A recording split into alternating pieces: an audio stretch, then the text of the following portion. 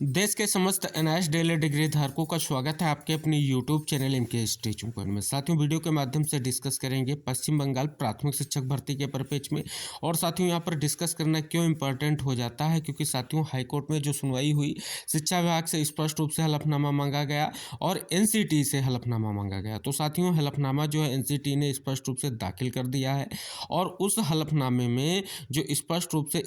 इंगित कर रहा है कि आखिर एनसीटी जो है 28/11/2023 के फैसले के परिप्रेक्ष्य में क्या कुछ उसका स्पष्टीकरण है। तो सभी सारी महत्वपूर्ण चीज़ें जो इस मैटर से जुड़ी हुई हैं डिस्कस करेंगे और ये समस्त जितने भी एनआईएस डीएलएड साथी उनके लिए महत्वपूर्ण है। तो निवेदन करेंगे वीडियो को बिना स्किप किए हुए अंत तक देखें और सभी साथियों को शेयर करें। जो साथी चैनल पर पहली बार विजिट कर रहे हैं तो कृपया चैनल को सब्सक्राइब करके बेल आइकन जरूर प्रेस कर लें। सभी साथियों को अवगत करा दें, ये महत्वपूर्ण जजमेंट जो आपके सामने या आर्डर दिख रहा है स्पष्ट तौर पर ये 30/11/2023 का है। साथियों, बात कर ले इसमें स्पष्ट तौर पर अगर आप देखेंगे जो ये सुनवाई हुई थी, आप सभी को पता है केस की अगर बात कर लें तो MD Sabir SK and others state of west Bengal की याचिका पर सुनवाई हुई। बात करें यहाँ पर आप देख सकते हैं एडवोकेट पैनल में आप देख सकते हैं विकास रंजन भट्टाचार्य जी, और इसके अलावा अगर बात करें जो पिटिशनर की तरफ से अन्य एडवोकेट में कई सारे नाम हैं, और इसके अलावा अगर बात कर लें तो स्टेट की तरफ से कौन कौन से एडवोकेट रहे, ये सारा कुछ यहाँ पर स्पष्ट किया गया है।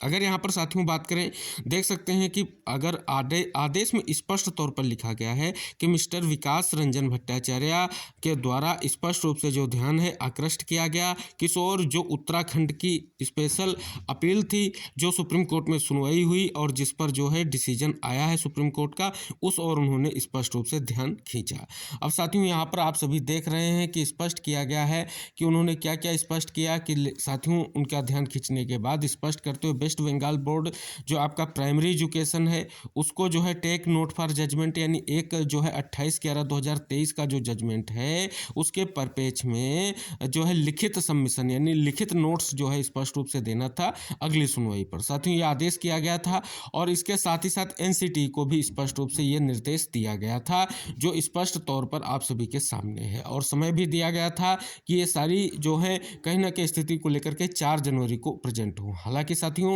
इसके बाद जो नेक्स्ट सुनवाई हुई है उस पर भी हम साथियों गौर करते हैं। यहाँ पर आपको स्पष्ट हो गया है कि यहाँ पर 2 पार्टीज, एक तो आपके प्राइमरी एजुकेशन बोर्ड और दूसरा एनसीटी से स्पष्ट तौर पर 28/11/2023 का जो जजमेंट है जिस तरफ स्पष्ट रूप से जो है याचिकाकर्ताओं की तरफ से जो है एडवोकेट ने अपना जो है कहीं ना कहीं स्पष्टीकरण दिया या कोर्ट का जो है कहीं ना कहीं संज्ञान लाया कि स्पष्ट तौर पर यह आदेश स्पष्ट तौर पर प्रभावी कर रहा है जो ये ऑनगोइंग भर्ती जिसमें जो है एनआईएस डीएलएड को लेकर के निर्णय लिया जाना है।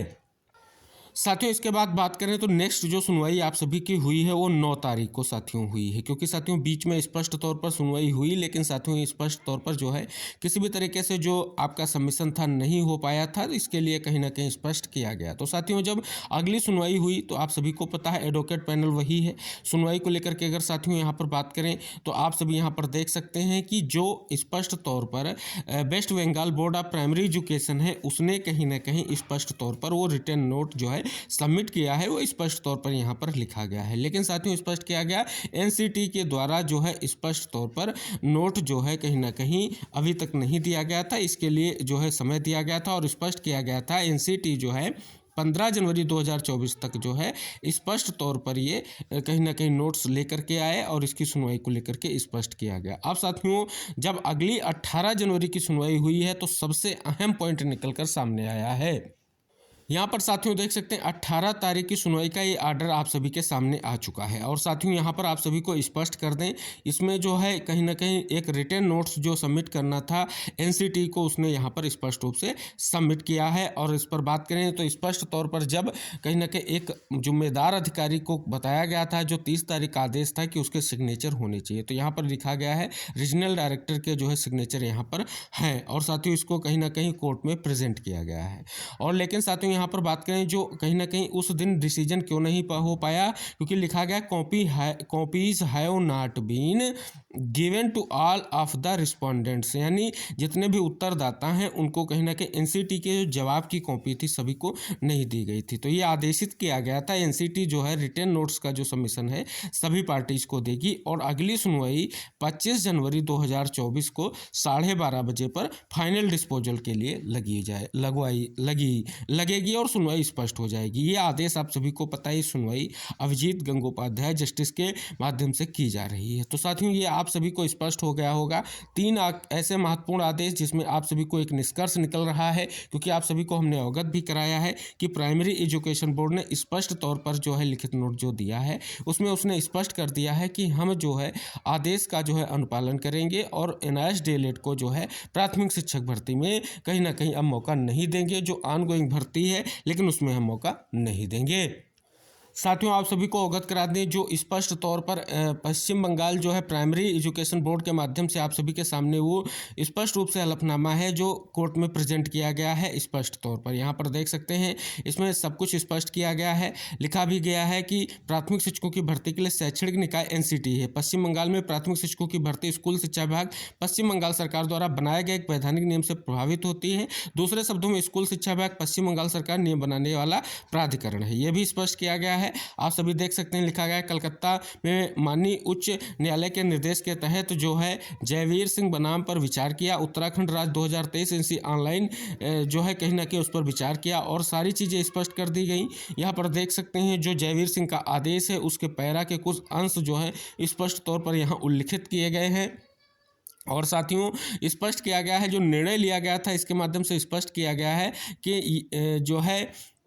यहाँ पर स्पष्ट किया गया है कि 22 सितंबर 2017 के मान्यता आदेश भी स्पष्ट रूप से दर्शाते कि 18 महीने का डिप्लोमा इन सर्विस शिक्षकों को प्राप्त करने के लिए था। तो ये स्पष्ट किया गया है कि 2 साल डिप्लोमा और 18 माह के बाद जो है कहीं ना कहीं इस पैरा में की गई है सभी चीज़ें स्पष्ट हो जाती हैं। बात करें जो निर्णय लिया गया है बोर्ड के माध्यम से वो लिया गया है कि अपीलें स्वीकार की जाती हैं। उत्तराखंड उच्च न्यायालय नैनीताल द्वारा पारित अपेक्षित निर्णय और आदेश दिनांक 14 सितंबर 2022 को रद्द कर दिया गया और रद्द जो है कहीं ना कहीं मूल रिट याचिकाओं द्वारा दायर याचिकाएं खारिज कर दी गई, ये आप देख सकते हैं। लेकिन साथियों यहाँ पर जो निर्णय लिया गया स्पष्ट किया गया ऊपर दिए गए पैराग्राफ में जो भी शामिल उसके आधार पर डीएलएड की प्रशिक्षण योग्यता रखने वाला कोई भी उम्मीदवार एनआईएस ओडीएल के माध्यम से 18 महीने की अवधि की प्राथमिक शिक्षक भर्ती के लिए आवेदन करने का हकदार नहीं है। ये स्पष्ट तौर पर सचिव पश्चिम बंगाल प्राथमिक शिक्षा बोर्ड के माध्यम से ये कहीं ना कहीं एक लिखित नोट जो स्पष्ट रूप से कोर्ट में सबमिट करना था तो वो सबमिट किया गया है।